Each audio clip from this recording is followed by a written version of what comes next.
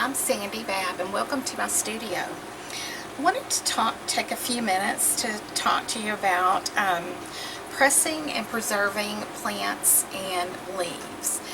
If you took my Artful Gathering 2017 Artist Field Kit class, we made a plant press as part of our kit. And so I'm addressing this partly to my class and to anyone else who's interested out there to show you some little tips that I have for doing this, and a little tutorial on one of the preserving books that I do. So you can see that these are the kind of things that I save. I have some hydrangeas from my grandmother's garden. These were in a bouquet of flowers that my husband gave me. These were from a camping trip. This was just a roadside find. These are from wild dogwoods that grow in our woods, and wild violets. These were from a money plant that were at my grandmother's, and a tree that was in my grandmother's front yard. And I also find little wings that have been discarded. I don't, get butterflies or anything like that. You can see I have some Luna moth wings. The birds here snack on these and they eat the bodies, and the wings just lay on the ground. A cicada wing. This is another zebra moth wing, and I forgot what that one is, and I forgot what that one is. Also, I like to collect feathers. We have a lot of blue jays around, and I found this one. And then this morning, as I was walking to the studio, my neighbor has a peacock, and he spends a lot of his time in my yard, and there's one of his little tiny feathers. So after I've kind of pressed these, I like to have a way to preserve them, and that's where these little books come in. But before I do that, I want to share some tips with you about pressing your plants. This is just a store-bought press that someone gave me as a gift, and I just glued a little vintage image on it to make it cute. And this is just a Velcro press that has a couple of pieces of balsa wood on the top and bottom. It has corrugated cardboard in between, and in between that are absorbent sheets.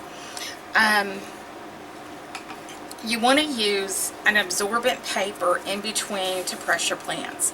You want something like a parchment paper. This is handmade paper, which is absorbent. You can also get 100% rag paper is absorbent. There is plant press paper, but it's kind of expensive. You can even use paper towels, but I recommend if you use paper towels, there's one brand that doesn't have the little ripples and lumps. It's really smooth, because sometimes that texture will press into your plant or your leaf or whatever you're doing. So I would kind of recommend something that's more of a smooth texture. And when you go out to gather your plants, you want to it's preferably to do this on a sunny day. You don't want the plants to have moisture in them. You don't want to get them early in the morning when there's dew on them. You don't want to get them after a fresh rain. You want to find flowers that are clean and free of blemishes and spots, that are pretty, well preserved. I don't know what these little flowers are. They keep popping up in my backyard. I need to look them up. They've only been showing up the last couple of years, and I'm just not sure what they are, but I thought they were pretty. So I thought I would just do a little demo with them, for pressing them. And when you put them in your press, or you could do this in a heavy book, you want to place your botanical face down on your press. And I'll have to kind of move those little trumpet ends to the side. I'm going to try to stagger these across where I can kind of smush them down all the same way when I put them in there. And then you want to take your second absorbent sheet and put it on top. And I'm gently trying to get those into the shape I want them. I'm not going to move the paper even if it's crooked. I'm going to put the top on, and I'm going to tighten this. If you don't have a press that has a band or anything like that to tighten it, and you don't feel it's tight enough, weight it. Put a heavy book on it, or just use your absorbent papers inside a heavy book. And I'm going to pull this pretty tight. Now, I'm going to let these sit. It takes anywhere from 7 to 10 days to get your plant completely pressed where the moisture's wicked out and it feels papery. And so this will just set aside and, until it's ready. And this is a wonderful way to preserve not only the beauty of nature, but memories. Rose petals from an anniversary or a special occasion, and then you can use these in your artwork. Well, one of the things that I've done is I needed to find a way to store these to keep them in good fashion. So I've taken 2 simple photo albums. These are inexpensive photo albums. They're acid free. They're just those kind that have the little pages that everything just slips down in. And I have turned these into, made little book covers and turned them into a way to keep my leaves and my flowers preserved, and they don't get damaged this way. Now you could also do this in a large, if you just want to do like a large binder and get the acid-free clear sheets and do that, you could do that too. And these were some roses that my husband gave me, and those were in another bouquet he gave me. These are mint for my grandmother's garden, more hydrangeas, things like that. I don't have a lot pressed in here right now, but I wanted to show you how I made the little book cover. Okay, I've got everything set up to show you how to make the little cover for this and how I filled the inside of it. For this project, you're going to need a blotting cloth, a brush that you can just put on your matte medium with, just an old chip brush, a container, some water. I used some archival ink. I used tacky glue. And this is Liquitex matte medium. It doesn't matter what kind of medium you use, just whatever. This is what I happen to grab, so that's what I'm using. You're going to need an assortment of papers. I've got some images here, a couple of different winged images. One's a butterfly, one's a moth, and then a magazine cut out of this girl. I've got an embossed paper napkin, some handmade paper, some scrapbook paper. You're going to need some cardstock. I've got some lettering that's kind of found lettering. I have a piece of hand-dyed muslin ribbon, a piece of muslin, scissors, and this is smaller than the other 2 books, and this is one that I want to preserve wings and feathers in, so I wanted it to be smaller. But you're going to need one of these little notebooks, and you can get them for like $1 to $2, depending on size. Make sure that they say photo safe or acid free. There are some cheap ones that are not acid free, and that you want to use acid free storage. You want to use acid free papers for pressing, because the acidity in some of the chemicals in the papers will leach into your plants, and it will actually ruin them. So you don't want to do that.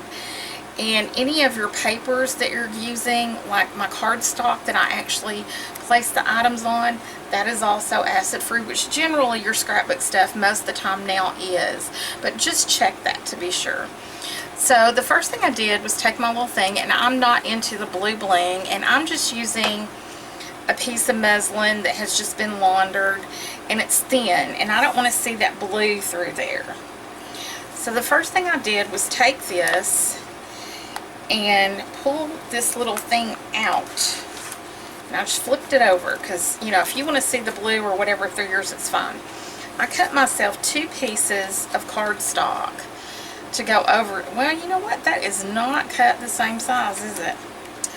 Well, it looks like I'll be recutting that, but I'll show you anyway, even though I don't have it cut right. Accidents happen, don't they?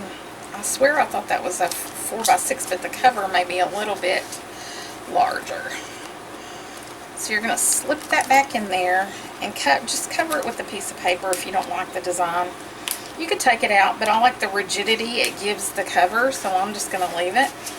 And what I may end up doing, you're not going to see part of this, I may just end up gluing a little piece of paper to the top and bottom, another accent paper, and then just stick these two together, and you won't even see this. So I'll probably just end up adding to that, but you're going to do that on the front and the back. You want to pull that deal out, and the larger ones had some black and white photos on them, and it really showed through the muslin, and I didn't want that to show through, so that's why I flipped them. And you could just replace the cardboard, do whatever you want to. We'll pretend like that is correct. Then I'm going to take my muslin and lay it out, and you want to make sure your book is all the way open like this. I don't think it's going to be big enough that way. Turn the fabric this way. Make sure it's open. Hold the pages up so that when you're doing it like this, this piece goes up a little bit. You want it to be completely flat. So you want to leave about a 1/2 inch at the top and a 1/2 inch below. So I'm going to take my scissors, pull this up a little bit, and I'm going to clip about a 1/2 inch. I'm leaving a 1/2 inch at the top and a 1/2 inch at the bottom. And I'm just going to rip it. And pull any loose strings. Then I'm going to hold it up again to make sure I'm getting my full width of my book. And I want to have a couple of inches on each side that this is going to fold in. That needs to be straightened a little bit. This one I'll do about right here, and just tear and discard any excess you have. This is a no-sew project, so it's super, super easy. You can do it in a very short amount of time. And then, after I get my book centered again, I'm going to take a little bit of glue. I think I'm going to rip this side just a little, just to straighten the edge. Not that that really matters much, but and the way that these are made, you can slip in and out books if one gets filled and there's one that you're using more. And I'm just going to take a little bit of tacky glue and put it here on the edge. I want to make sure this doesn't get on your book, but I like to do this part with just the, you could sew this if you want to. You could do stitching if you want to. I just don't want to. So I'm going to make sure that it's going over my book, not sticking to my book there. I got that in between. Fold it over and press down. You don't need this to be super, super tight. You want it taut, but not tight. And I slid my book right in that glue. And flip these pages over so I see what I'm doing here. Get it where it's folded over. And just press. And you're just going to let that dry. I'm not going to let that dry because I'm going to show you how to continue on with the project. But you see what I mean once I get, you know, cut a piece of paper that fits right. So your book should look like this. Should have a little cover for it. And then I just took, you could do any kind of ribbon. This happens to be some muslin that's been hand dyed. You're going to take any kind of ribbon and decide how long you want your ties to be. And put them around. And I think mine will be good about right there. Clipping off that end. I've got it centered. So I'm going to lift that up, and right where my spine is there on the back, I'm going to put quite a good amount of glue. Just right here on the edge and push it up against my spine. And then I'm just going to take one band of glue and glue this down. I'm going to flip it over and do the same thing on this side and put one band, one string of glue, band, whatever you want to call it. And I am knocking all my little found words all over the place. I'll be looking for them in a minute and won't know where they are. And press. Okay. And then I'm going to look and see, I like mine to open at the top. See, this side's closed. So this is going to be the front and top of my book. Because when you slide things in and out, and if you're putting these on a shelf, you don't want to put them upside down and everything slide right back out. So that's the little sort of rule of thumb there. Then I just took a simple piece of handmade paper. I need some water for this to tear it. And you can embellish yours any way. If you embroider, you might want to do a beautiful embroidered piece. You might want to stitch on vintage doilies. You might want to paint your cover. You can do this any way you want. I wanted something really simple, and a lot of times I have these extra little experimental art pieces, which are what are on the other two. And I just wanted to do something very quick and very easy. And I'm going to take and wet this handmade paper a little bit. It's so thick, it's hard to tear. So I'm going to wet that and let that sit for a second and kind of absorb to where it softens this paper a little bit. It makes it so much easier to try to tear it and get that little rough edge look like I like, rather than really trying to rip through it when it's not.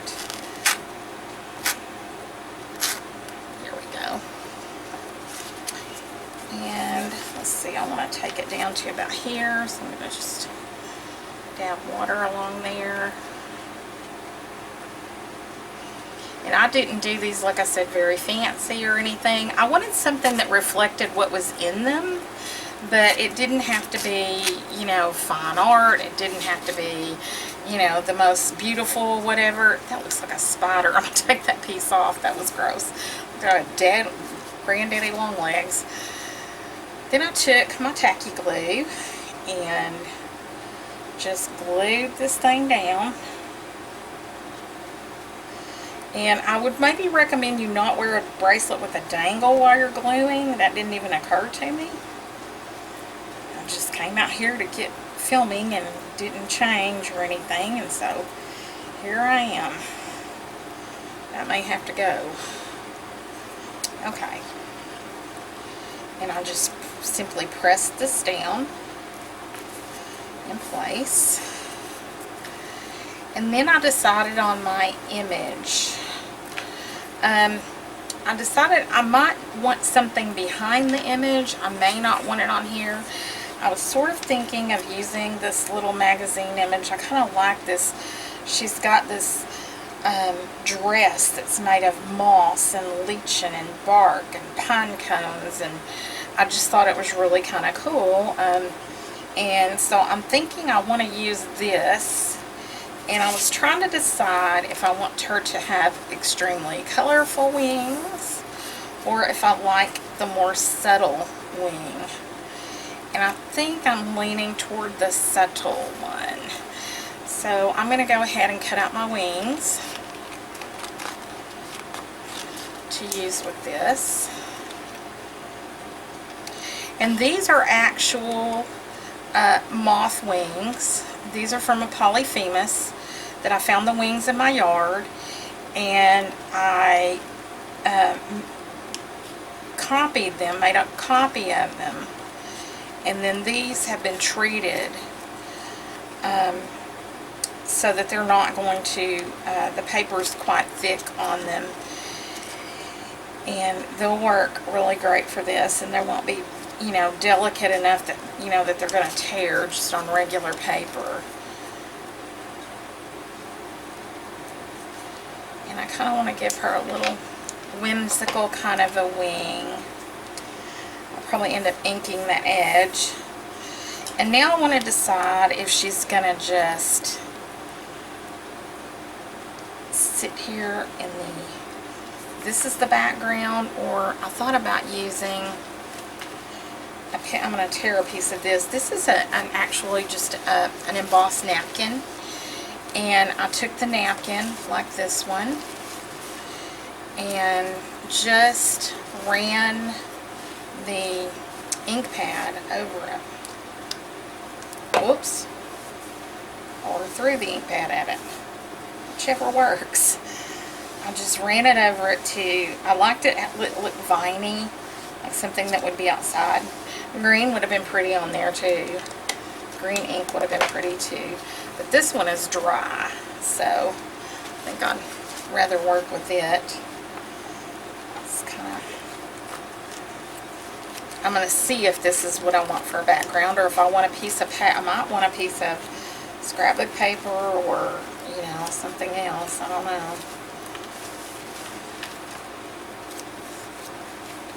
I didn't really think this completely out as far as what I wanted to do. I just want to test and see if I like the layers of this.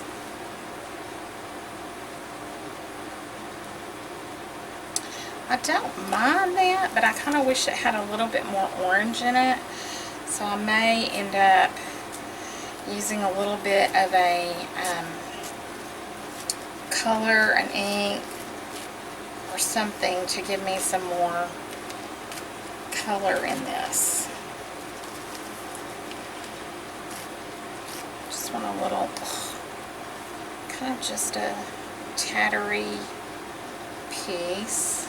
See, I like the vines going up. Just a little bit of something to layer in there with her. And I may grab a piece of some sort of paper that has another tone in it.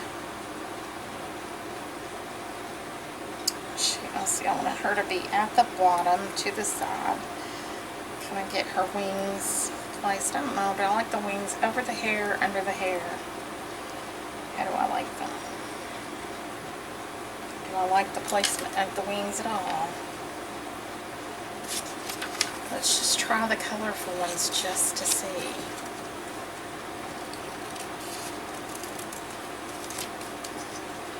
I guess this is a come play with me video, because I thought I kind of had this thought out, and now it's kind of like not really as vibrant as I wanted it to be. And I could have just stuck this whole butterfly on there, and it might happen. I might stick it back together, and, you know. I really think that needs color. I do. And probably that's what I'll do. Isn't that hilarious? You go through this whole thing and you think you have that in your head, and it's not what you want, and then you put something else down and you go, that's it. That's what I was thinking of.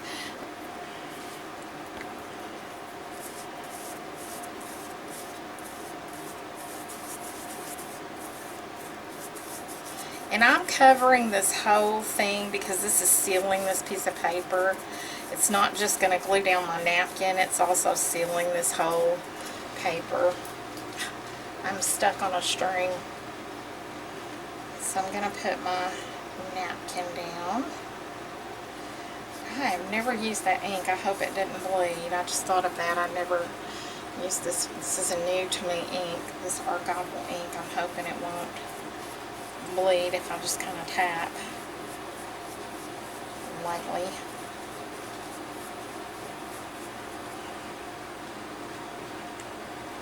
Looks like it's going to be okay. I usually use stays on because I know that it's going to stay on there. And I just thought I would try this because there we go. Okay. Sheesh. Now this, I'm going to put a little bit on the back.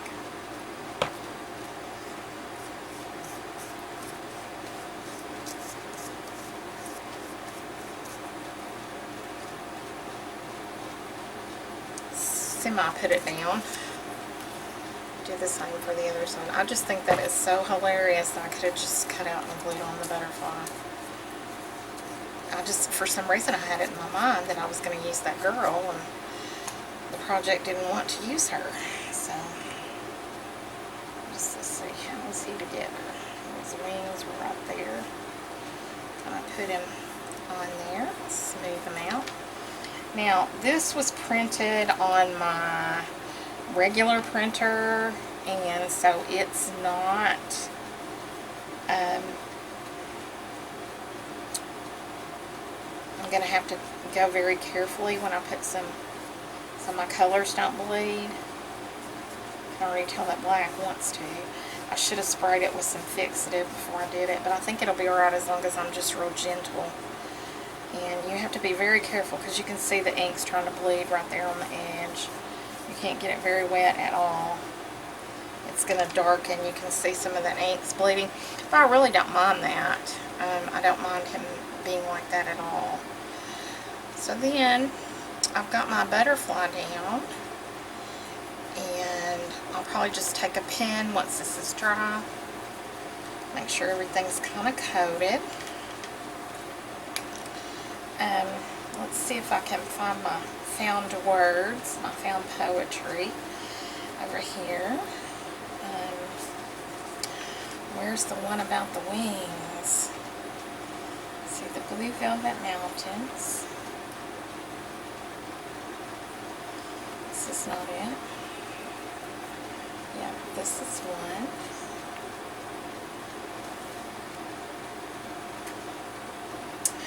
Okay, it says, take me on your wings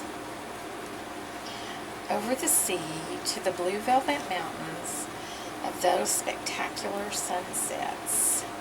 And that's going to be, I just had this old novel and I just was kind of thumbing through it until I found things that spoke to me, and that's what I'm going to use. And I just like to use text on mine. Let's see, how do I want to place my text? That might be a good indicator, mightn't it? I think I'm going to do it like that. I think I'll do, since I usually like to have an odd number. I know that's kind of weird, but I usually like to have an odd number. I don't like everything to be, you know, even there, but this one's just calling for even. I looked and I didn't see anything else that really spoke to me. And if I want to do any further embellishing or anything, I'll wait till this is dry. And then, because that napkin is going to want to peel up.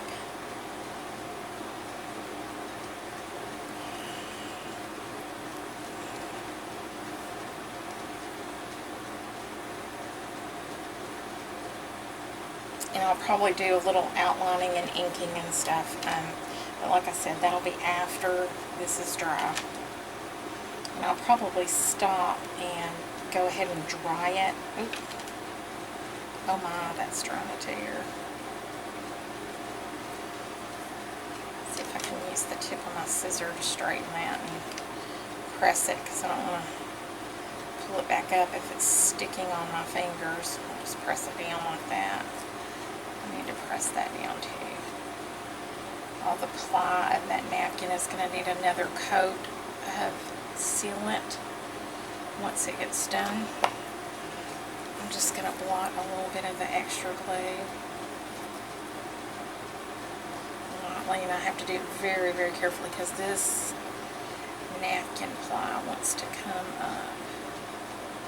I'm hoping once I hit it with the heat gun it won't be so bad.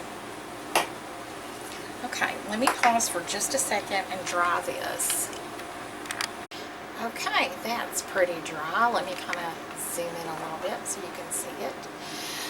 Very, very simple, not an extended project, just takes a few minutes. Once this gets even more set, I'll go over the whole thing again with another coat of matte medium just to seal everything in.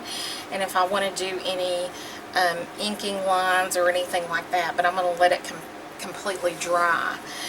And I wanted to show you, whoops, how I filled this. So then I took acid-free cardstock and I cut a card the size to slip in each one of the sleeves. And that's supposed to be pretty, and I'll make that pretty later. But I slip it inside the sleeve, and let's see, got a few things on the tray that we started with, so I'll bring that back over here. And when I'm working with these wings, when I collect them or find them, I have a little gathering kit that I use, and I use tweezers. And this is going to preserve and keep this safe until I am ready to use it. You just hold the sleeve open and slide it in, and it's protected until you're ready to use it. Another good thing about having your plants and things in here, you can identify these. Here's the, I don't even know if I showed you the cover of this one. These were little art samples of things that I was just grabbing paper and playing with product to see how it reacted on different paper. And I'll throw a bunch of these in a drawer or a bin or something, and then they'll, you know, sometimes get torn up or used for collage. Well, since this was a flower one, I just left it. It's not a brilliant painting by any means. I was just playing with some pastels and some India ink. And so I did the same thing, the handmade paper, glued down this paper. I actually glued some pressed plants on this one, and then the little found poetry. And so one of the fun things is like, if you use these in your crafting, or you want to make something special, a special card or an invitation or something, when you archive these in your book, you can also just take a pencil and make a note up here, and you can write the date, you can write the occasion, you can make little notes so that you know what these came from, and it kind of gives you an indication of how you might want to use them. So you can see that this one has the paper nicely cut like it's supposed to, that coordinates with the outside. And the leaf one was the same way. I used, this was another, which is kind of funny because it's just a piece of an old tax form paper that was laying around, and I grabbed, and I was playing with some pastels. And I did glue also some pressed leaves on it, and this little magazine cutout of a bird, and my poetry. It also has some nice paper on the inside, and then it's got the preserved leaves. I love that with the just a skeleton of the leaf. It looks like lace. I think it's so pretty, just so pretty. And so that's how you're going to preserve it. And then you'll just take and fill each of these sections with your paper, which, where did mine go? Oh, there it is. You'll just slide these in, and then as you need to, you can preserve whatever you have, whatever your collections are. And I decided 3 books were enough for me, that I wanted one for wings, and even sometimes feathers. Like I found this blue jay feather when we were camping, and it's kind of curved, so I could put it in my press and get it to be really flattened out. Also, like this little peacock feather. My neighbor has a peacock, and he spends 90% of his time in my house, and he leaves little feathers all over the place, big ones and little ones.